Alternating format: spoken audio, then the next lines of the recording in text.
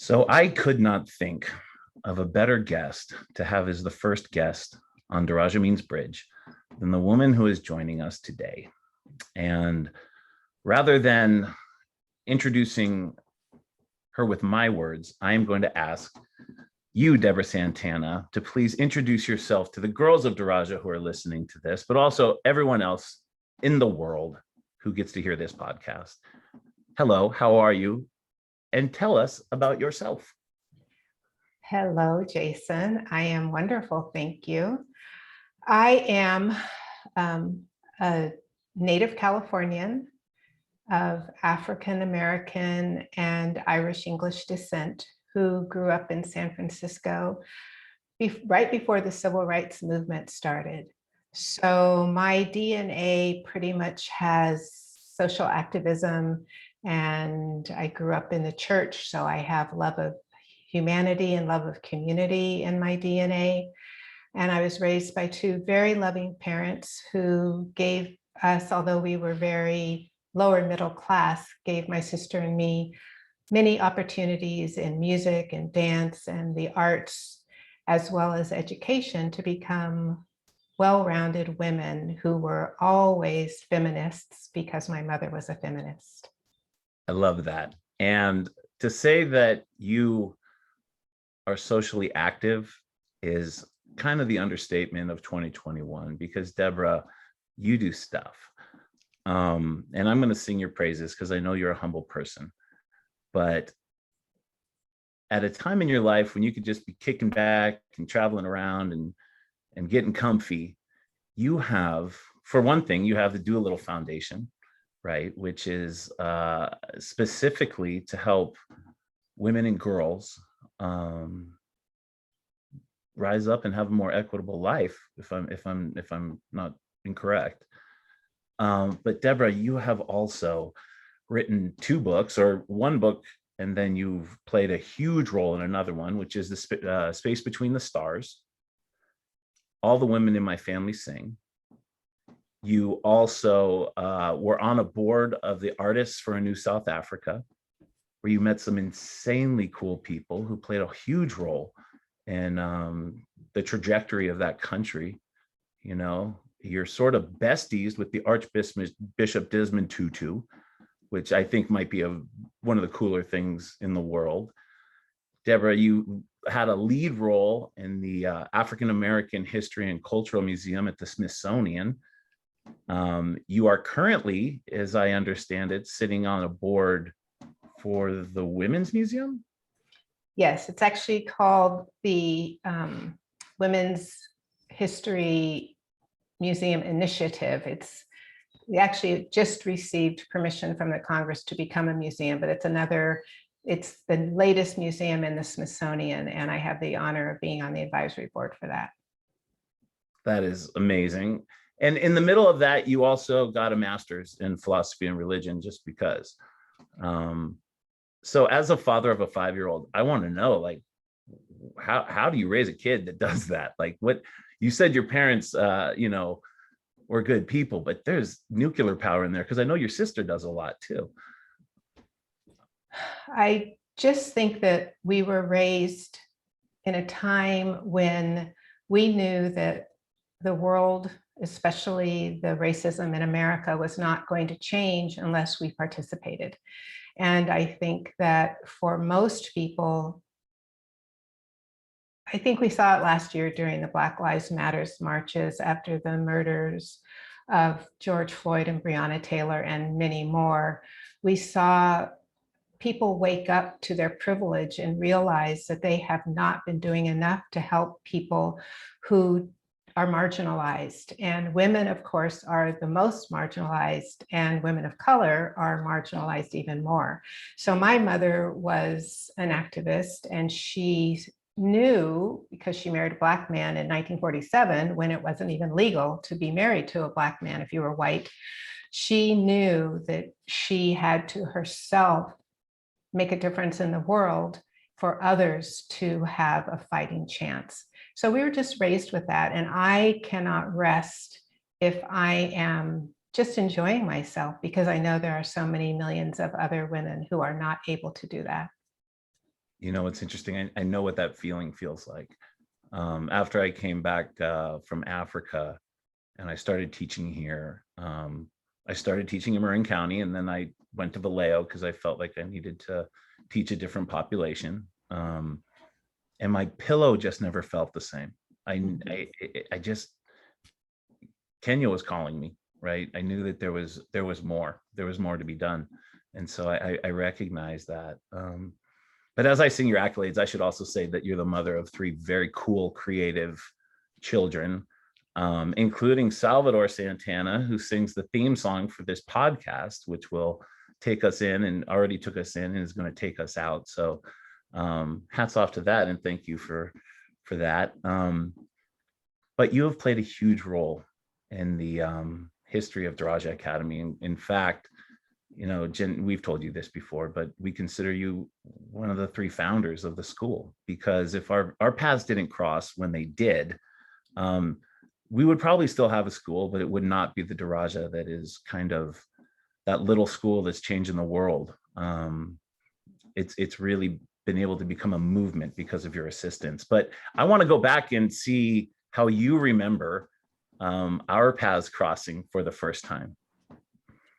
Yes. Well, you came to my office, which was at the time in Larkspur in Marin, and you played a video of a young secondary school. What was Faith in at the time? She was an 8th grader in that video. She was an 8th grader. She was with us as a freshman in high school. Yes, but the video was when she was, before she came to Diraja. And so she was speaking about education for girls. And she was standing, I think, on a dirt floor school where she was at the time. And her words about girls' education and about the opportunities that she had not had so far in her life completely grabbed my heart. And I wanted to become involved with Diraja right then. And I did. I became involved. I started sponsoring 6 girls, which was my great joy and honor. And then by the following year, I think that was 2009, and by the following February, I was on campus seeing the school when we welcomed, there were 26 girls there, and we welcomed 26 more, and I was there for that. And I want you to know that Diraja is still the greatest opportunity I've had. I mean, I love being a founding donor of the Smithsonian National Museum of African American History and Culture. I love the work I was able to do with ANSA. I love so many of the projects and opportunities I've been graced to be a part of, but Diraja has my soul and my heart. And when I went to campus, I think what also captured me was the great outdoors of Kenya, the beauty of that land, and that Diraja was not taking over the land, but actively a part of it, and the cows and the goats and the dogs and the smell, the fragrance of that red earth, all of that really soothed me and made me even more appreciative of what Diraja Academy is. I love that. Yeah, I mean, the real goal was to try to create a sanctuary, right? Where, these young ladies, all come from lives of trauma, right? When you struggle financially, when you have a hard time, family has a hard time putting food on the table, or medicine when it's needed, or having to decide between food and education, it's traumatic, let alone other cultural situations. Was really to try to create a sanctuary. But we didn't envision people like you feeling like they were in a sanctuary. And it's something that I've heard many times from volunteers, like it is a place where they felt serene, where they felt love. Obviously the girls are nuclear power, and their hugs give you energy. But what most of the world doesn't know was when I met you in your office, I remember, so for those of you who have not been to Diraja, the home that I was living in is sort of on the upper part of campus, and there's a deck that oversees the campus, and there's other homes next to us. But Jenny and I were having a conversation because initially our goal was that we were going to start up, and then our board here in the US was going to raise some funding, which was a pie in the sky goal because they were teachers and they didn't, it was an extra thing for them. And so we had a conversation where we said, hey, you know what, if we don't raise $50,000, we might not finish this year. And I got on a plane and I flew home. And one of the many people I called, and these were just cold calls, seeing if anyone would be interested in helping this school go on, was to you. Because a mutual friend of ours, Gloria Simoneau, who is the founder of Harambee Arts, that does wonderful things in Nairobi and in Nepal, said, you should talk to this lady, Deborah Santana. So I cold called you, and those generally don't work. And you got a big heart. And what was interesting was I said, what we did was we asked people if they would sponsor a student.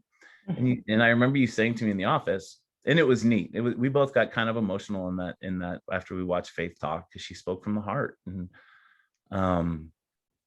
you said, well, this sponsoring a student thing has kind of been done before, but yeah, I'd like to do one for myself, for my 3 kids. And you sponsored 4 kids then, right? Then when you came to campus, you met 2 more and said, oh, I'd also like to sponsor, I think it was Benny and Mary Kay. But what's amazing is your relationships with those girls who are now women has been so cool to watch. I think that's the important thing about life. One has to find something or many things that they connect with and feel passionate about, so that we're not thinking about ourselves all the time or what isn't happening for us, but we're making these relationships that create more love and more life and more energy and change someone else's life. And so when I met the girls on campus, of course, they were so loving to me. And my children are much older, because now my children are in their 30s. And so the girls were so young, and it was almost like having another opportunity to influence the lives of young people who are looking for mentorship. They're looking for people who have done something in the world and come back to share with them how they've done what they've done. And so the second time I was on campus in 2012, I wanted to do a poetry class with the girls. And so we worked these poems and ended up creating a book about it. But the girls were so bright, and what they brought was a spirit not only of ingenuity, but also a spirit of faith and of trust in God, which I very much believe in spirit. So I was even more connected to them, because they weren't just looking at the world and thinking, I have to achieve this, I have to conquer this, which is sometimes the way our children in America are raised. We're not raised necessarily to transform humanity, which is what the girls at Diraja are raised to do. But we're raised to conquer, to be the best, to be number one, and to have all of these personal goals that don't necessarily affect others. So that was my big takeaway from the Diraja philosophy. And from the loving teachers. These girls are going to have their sisters who they're going to bring with them, but also go out into the world and bring more people. And one thing that I was looking through my files today a little bit before this, and I was looking back, because I think I had 7 fundraisers for Diraja. And I was looking back at my files, and I was seeing all of the people that the girls have touched. So people that I have either shown the films to, which my wonderful friend Barbara Rick and her husband Jim Anderson came to campus twice with me to make 2 documentary films about the school. And then we've shown that film, and so many other people that I have met through showing those films have remained connected to Diraja. And so that is a legacy. That's the kind of legacy I would like to have. And those films have been so incredible for a place that has value and has worth, but is on the other side of the world. And people just can't go and visit, right? What a brilliant donation for a person to make is, I'm going to give you this ability to show people what Diraja is. And because you are so creative and artistic and empathy, I don't know what the word is, you were able to catch the Diraja spirit and put it into those films, which is, School of My Dreams is the second one, and Girls of Diraja is the first. I still use Girls of Diraja and I send it out to people because in 2010, 11, whenever the first one came out, we would show it to people and say, this is what we do. I use that film because it's still what we do, but now those girls are nurses and teachers and businesswomen, and they're independent, and they choose who they marry, and they choose when they have kids. I'm just thinking of Tina, who I remember one time when you were on campus, she said, I like to call her mom. I said, I bet she likes when you call her mom too. She's like, yeah, okay. It was very cute. But she grew up, she went to university. She got her teaching credential, and she's married to a man that is a lawyer. They just bought a car, which I think for Tina, who essentially grew up in, if not a mud hut, a very simple home out in Maasai land, who wasn't going to go to school. It's really special. And actually, going on that theme, why to you is girls' education such an important cause? I mean, you do it for Diraja, but you've pushed that all over the place. Yes. Well, girls still, it's so improving, of course, but girls still are far less able to have a complete education, meaning in other countries to go to high school and college, but even in America to go to college, girls often are still not given that opportunity. And when I started Doolittle in 2008, and even before, when I had the Milagro Foundation, we were looking at all the statistics of girls' education and girls who, it's been proven, if a girl is educated, then her education goes back and affects the community in a positive way, and she brings wealth and education and well-being to her community. Whereas when a boy gets educated, he takes care of himself and his nuclear family. Right. So those types of statistics, and of course, me looking at girls who are abused and taken advantage of when they don't have an education, I am very much empowered to empower girls to get their education. We're often so sidetracked by society's values, and society's values are not always for a woman to be educated. It's often for a woman to be beautiful or for a woman to be married. And if you're in a less affluent society, it's for a woman to take care of the children or the goats or the animals or the vegetable garden, and not necessarily to be educated. So that's always been a passion of mine. I want to speak to that because you did something really incredible during COVID. So, COVID hit and we did not have a plan in place for what do you do when a global pandemic strikes. And these 120 girls whose families were struggling during the good days suddenly are sent home. We basically don't have access to them. We had been able to scratch together some funding so they each could have smartphones so we could stay in contact with them. But you came to us as opposed to us coming to you and said, I want to offer some funding so that we were looking at a grant that could kick in so that we could hire some of our graduates who had gotten their degrees in counseling to call these girls while they were home, because we know they were going through some tough stuff. And you came and you said, I want that to start now. I don't want you to wait for the grant to kick in. And it's really incredible because I haven't said this before. This is the first time on the podcast, but our results from the examination that all 12th graders take at the end of high school recently came out. And I think that counseling played a huge role in the girls getting the highest score that they ever received at Diraja. We've never had a score as high as the one that we did. And it was by girls that were home during a pandemic, during probably one of the most stressful times of their life. And they found the internal fortitude to rise up and instead of running from this challenge, embracing it almost and letting it drive them forward. So thank you for believing in their welfare. I think isn't that though the essence of a Diraja girl?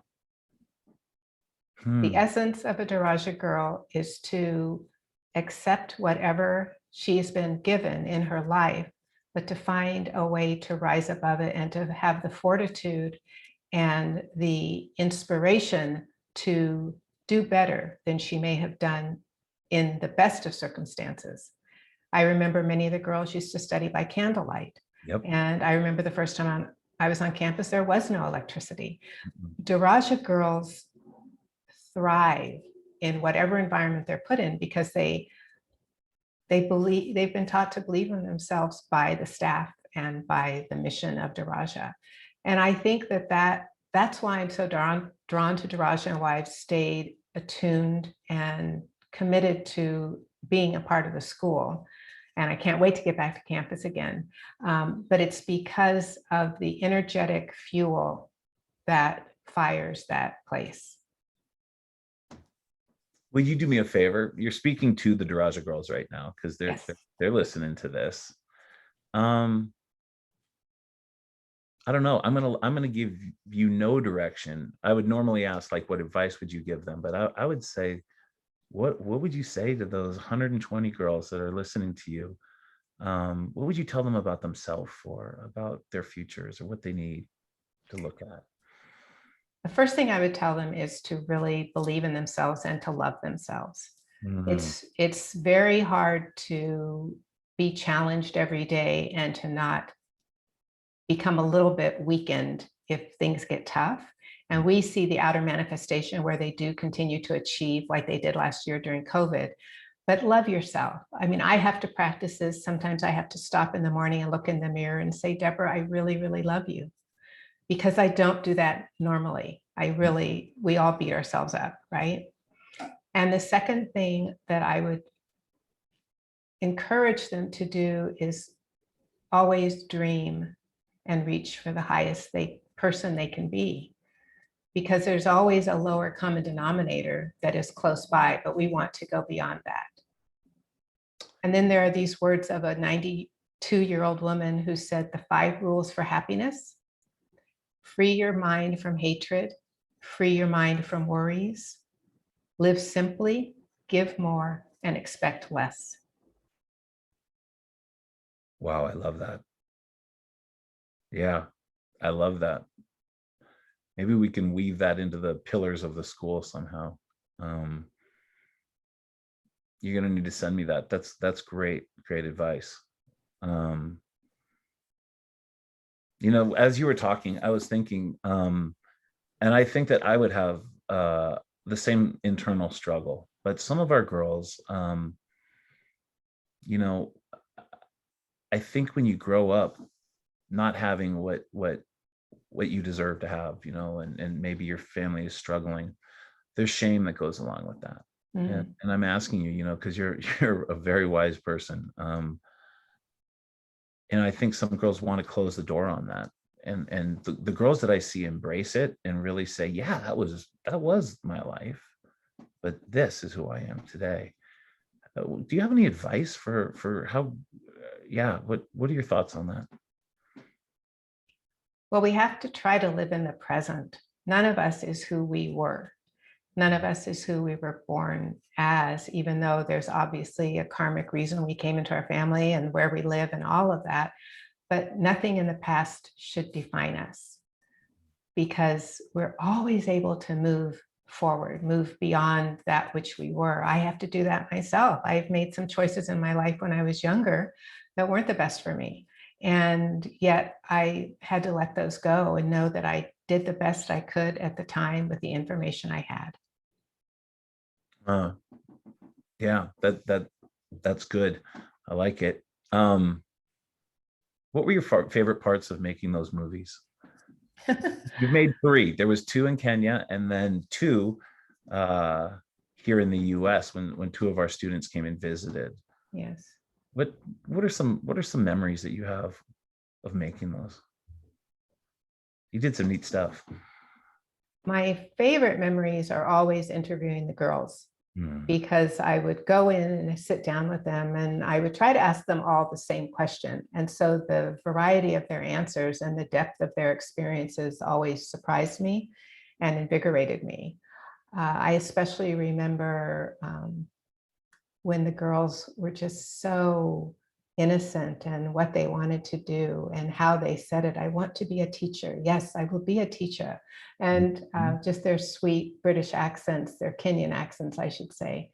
And then I remember when we were doing the film here and the girls were down at the campus at Woodacre and interviewing Woodside, yes, in Woodside, and interviewing the girls there and seeing the difference between the girls also in Marin at Marin Academy who were attending a school that costs $40,000 a year, and our girls who were attending a school that at the time cost $2,500 a year, and they were all there on scholarship.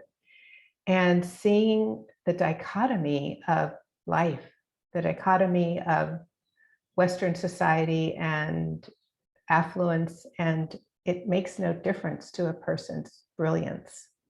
It's very true. It doesn't.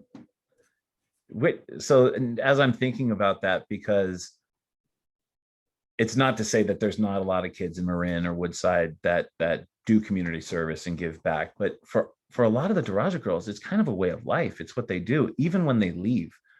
I'm thinking of, off the top of my head, one of our alumni, Layla Ali, who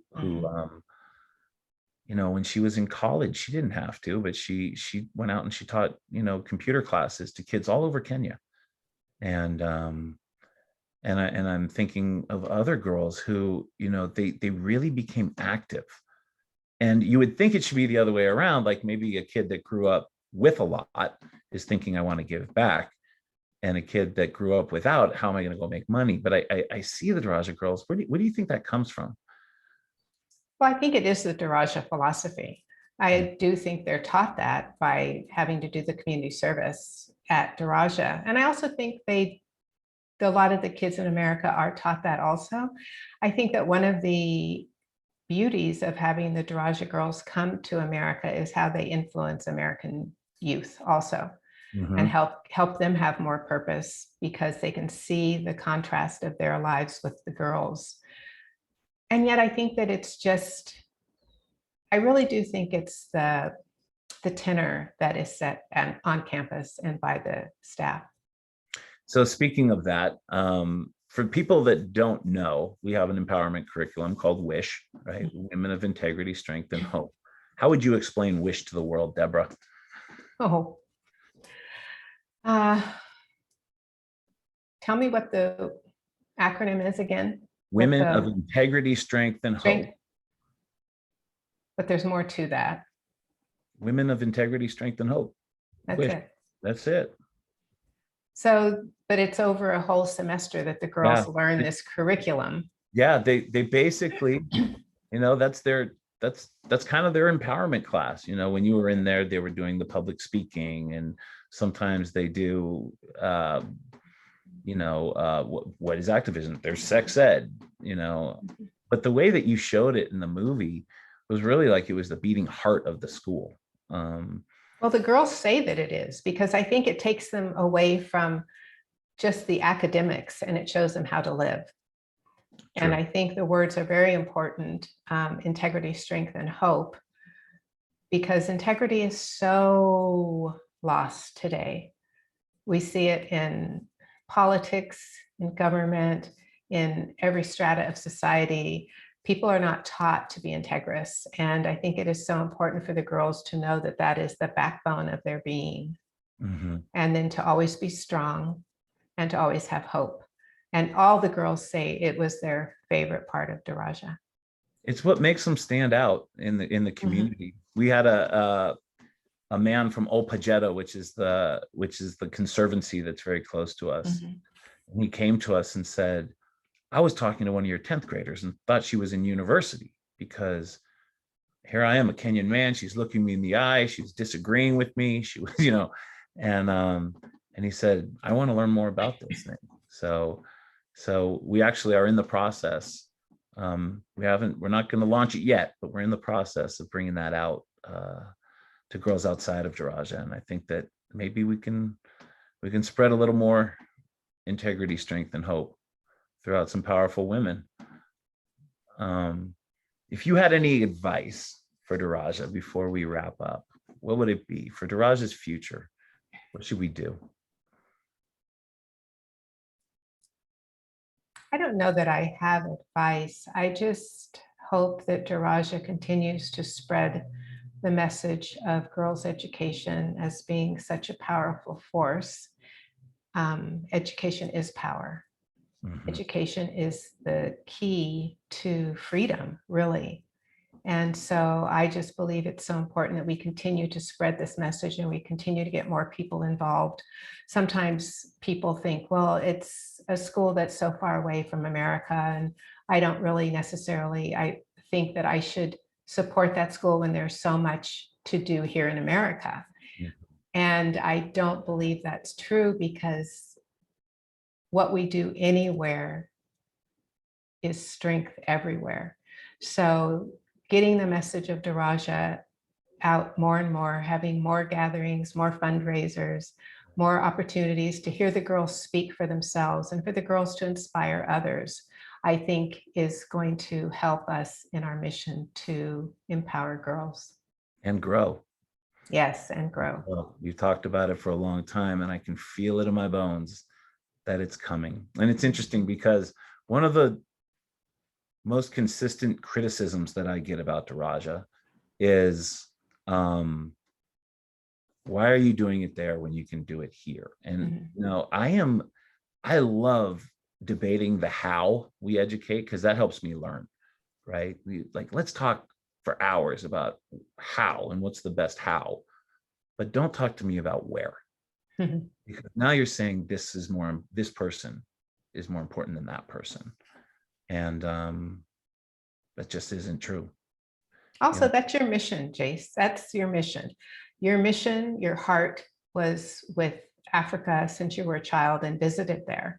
It isn't a colonization of another country, another people. It's a oneness with your love for African people and for Kenyans and for girls' education.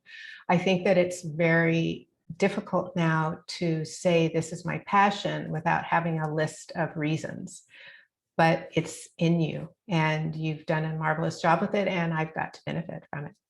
Well, I'm glad that you did, because I have gained an incredible friend, and Jenny, and you were at Thomas's sonogram, and you've been walking with us hand in hand throughout the whole thing, Deborah. And I love you to death. I think you're incredible. Thank you. I love you too, Jason, and Jenny, and Thomas. Thank you very much for joining me today. I appreciate it. Thank you so much, Jason.